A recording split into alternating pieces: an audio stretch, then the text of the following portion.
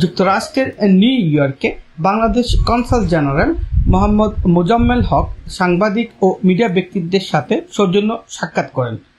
মত বিনিময় সভায় অতিথি হিসেবে উপস্থিত ছিলেন যুক্তরাষ্ট্রের ওয়াশিংটনে বাংলাদেশ দূতাবাসের প্রেস উইং মিনিস্টার সাংবাদিক গোলাম মর্তুজা। সভার শুরুতে কনসাল জেনারেল মোজাম্মেল হক সবাইকে স্বাগত জানান। এ সময় কনসুলেটে অফিসের বিভিন্ন সেবা সীমাবদ্ধতা নিয়ে সাংবাদিকদের সাথে আলোচনা করেন। স্বাগত জানাচ্ছি। আমরা শুরুতেই গভীর শ্রদ্ধার সাথে স্মরণ করি আমাদের কনসুলেট অফিসের বিভিন্ন সেবা সীমাবদ্ধতা নিয়ে তিনি খোলামেলা আলোচনা করেন।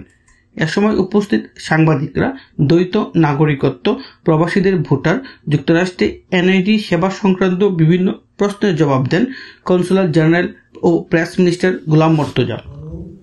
দানবীয় একটি শক্তির বিরুদ্ধে একটি সফল গণঅভ্যুত্থান।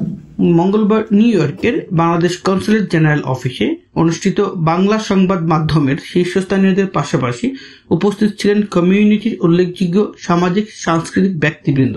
এ সময় কনসুলার জেনারেল প্রবাসের মাটিতে বাংলাদেশের ঐতিহ্য ও শিল্প সংস্কৃতি বিকাশে প্রবাসীদের ভূমিকার ভূয়সী প্রশংসা করেন। প্রায় 5,500-6,000 স্কোয়ার ফিটের জায়গা ছিল, এটা অলমোস্ট ডাবল প্রায়। Abul Hasan Molla, channel Washington Bangla, New York, যুক্তরাষ্ট্র।